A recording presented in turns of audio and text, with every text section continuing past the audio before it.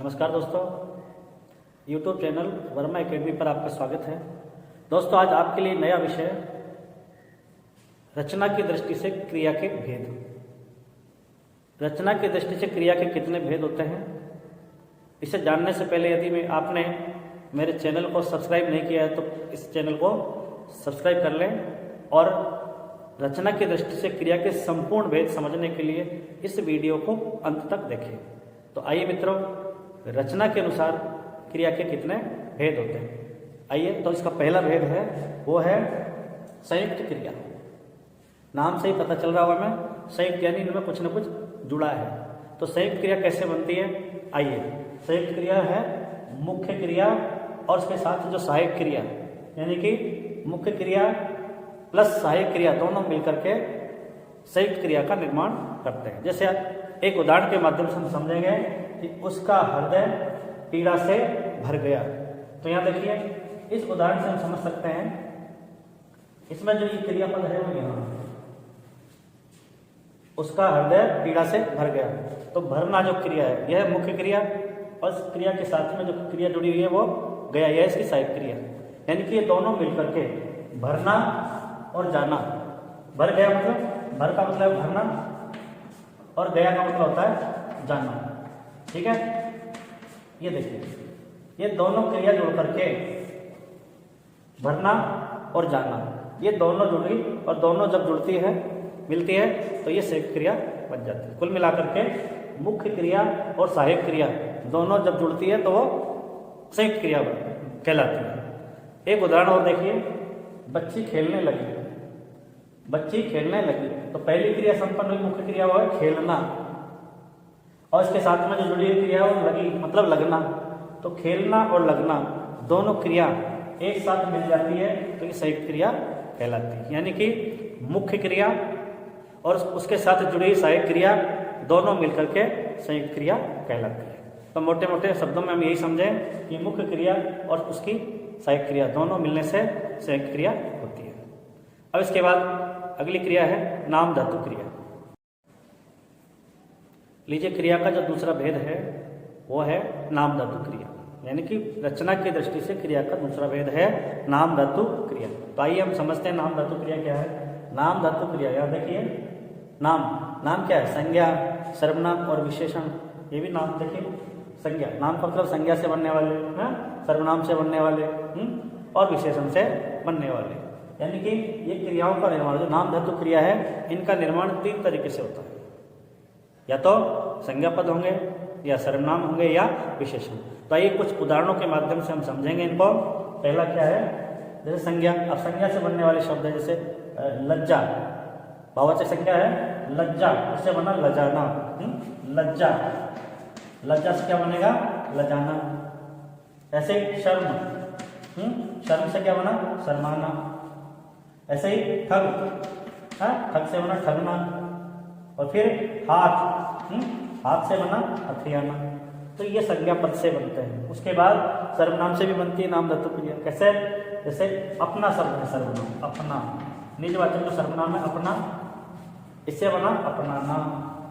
अपना मतलब निजवाचक और निजवाचक सर्वनाम, तो सर्वनाम से भी नाम धातु क्रिया का निर्माण होता है। उसके बाद विशेषण से। अब विशेषण से कैसे बनते हैं, देखिए, नरम, इसमें शब्द है नरम और नरम में आना मतलब ना प्रत्यय लगाया नरमाना। ऐसे गर्म शब्द है मूल, इसकी क्रिया है गर्म, सॉरी विशेषण। विशेषण क्या है, गर्म। ठीक है, चाय गर्म है तो चाय की विशेषता कि वो गर्म है ना। तो यहाँ गर्म में आना लगाया, गर्माना। ऐसे ही 60 संख्या है, संख्या बची है तो 60 में आना लगा, सठियाना हो गया।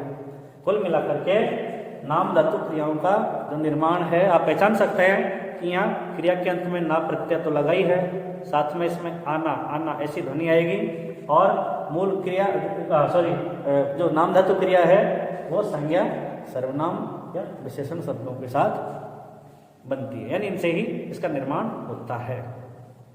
तो यह है नाम धातु क्रिया। अब इसके बाद हम पढ़ेंगे प्रेरणार्थक क्रिया। आइए, तो आइए, क्रिया का जो तीसरा भेद है प्रेरणार्थक क्रिया। यानी कि शब्द में ही परिभाषा देख सकते हैं अपन, प्रेरणार्थक क्रिया। प्रेरणा, प्रेरणा प्रेरणा का अर्थ देने वाली क्रिया। यानी कि इन क्रियाओं में क्या होता है, जो करता है वो स्वयं काम न करके दूसरों को प्रेरणा देता है। यानी कि आप देख सकते हैं वाक्यों के से पहचानेंगे कि मैं नौकर से खाना पकवाता हूँ, मैं नौकर से खाना पकवाता हूँ। तो इस वाक्य में करता है वो हमें, या क्या किया है, पकवाना जो क्रिया संपन्न हो रही है, पकवाने की जो क्रिया हो रही है ना, वो स्वयं करता नहीं करके किससे करवा रहा है, नौकर से, है ना।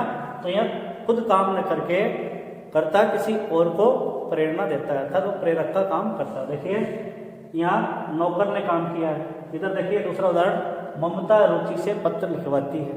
तो यहाँ ममता इस वाक्य का करता है और लिखवाती तीसरी क्रिया है, लिखवाना। लेकिन ये खुद नहीं करके ये किससे करवाती है, रुचि से। यानी कि ये रुचि काम कर रही है, ठीक है, काम करने वाली है रुचि। तो ममता ने स्वयं काम नहीं किया बल्कि किससे करवाया, रुचि से। तो ये प्रेरणा है, ठीक है। और ऐसी क्रियाएं जो होती है वो प्रेरणात्मक क्रिया कहलाती है। जैसे पकवाता, लिखवाती, ऐसे अन्य और क्रियाएं हैं। देखिए आप, जैसे चलना, चलाना और चलवाना, तो ये चलवाना क्रिया हो गई प्रेरणार्थक क्रिया। ऐसे ही चमक, चमक से बना, चमकाना है। ऐसे ठहरना या ठहरवाना, ठीक है। तो ये जैसे यहाँ एक उदाहरण देख सकते हैं अपन, जैसे मैंने मोची से जूते चमकवाए, यानी खुद ने तो नहीं किया, काम किसने किया, मोची ने। या पिताजी ने माली से पौधे मंगवाए, तो पिताजी स्वयं लेकर के नहीं आए बल्कि काम करने का काम किसने किया, माली ने। तो कर्ता यहाँ पर स्वयं काम न करके, यहाँ देखिए परिभाषा, कर्ता खुद काम नहीं करता है बल्कि वो प्रेरणा देने का काम करता है। तो ये ऐसी क्रियाएं जो कर्ता की प्रेरणा से संपन्न होती है वो प्रेरणार्थक क्रिया कहलाती है।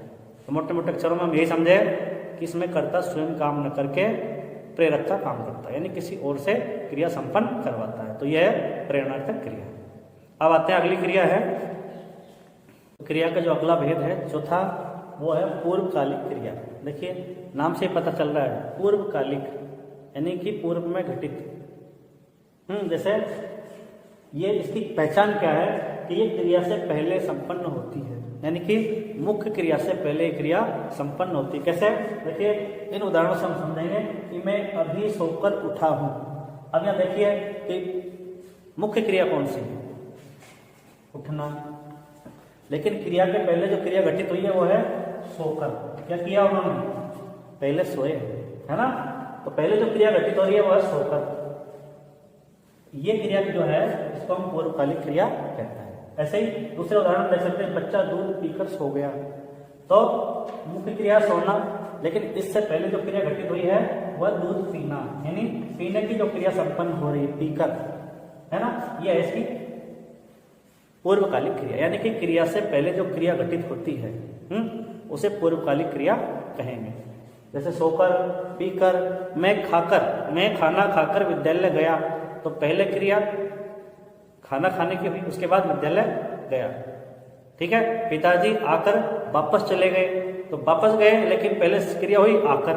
तो आकर, जाकर, खाकर, सोकर, सुनकर, देखकर, बोलकर, ऐसे जितने भी शब्द हैं वो सब पूर्वकालिक क्रियापद कहलाते हैं।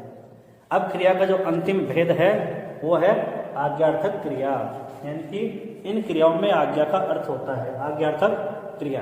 कैसे, देखिए वाक्यों से हम पहचानेंगे और समझेंगे, या तो इसमें आज्ञा होगी, या अनुमति का भाव होगा, या प्रार्थना होगी। जैसे उधर बैठो, तो यहाँ बैठने के लिए कहा गया है, यानी कि आदेश है, आज्ञा है। उधर बैठो, यह आज्ञा है। यह देखिए बैठना जो क्रिया है यह आज्ञार्थक क्रिया। ऐसे ही आओ, इधर आओ, यहाँ मत बैठो, है ऐसे नहीं। तो ये ऐसी क्रियाएं हैं जो आज्ञा देने का काम करती है। और यहाँ देखिए प्रार्थना, कृपया बैठिए, है। तो बैठिए जो क्रिया है यह प्रार्थना का भाव है, कृपया बैठिए। तो ये पांचवें प्रकार की जो क्रिया है उसको आज्ञार्थक क्रिया कहेंगे, जिसमें आज्ञा, अनुमति और प्रार्थना का भाव होता है। कुल मिलाकर के क्रिया की रचना की दृष्टि से 5 भेद हैं। मित्रों, यदि आपको मेरा वीडियो अच्छा लगा तो इसे लाइक कीजिए, कमेंट, शेयर कीजिए ज़्यादा से ज़्यादा लोगों में, और मेरे चैनल को सब्सक्राइब कीजिए ताकि मैं आपके लिए और भी अच्छे वीडियो लेकर के उपस्थित हूँ। धन्यवाद, नमस्कार।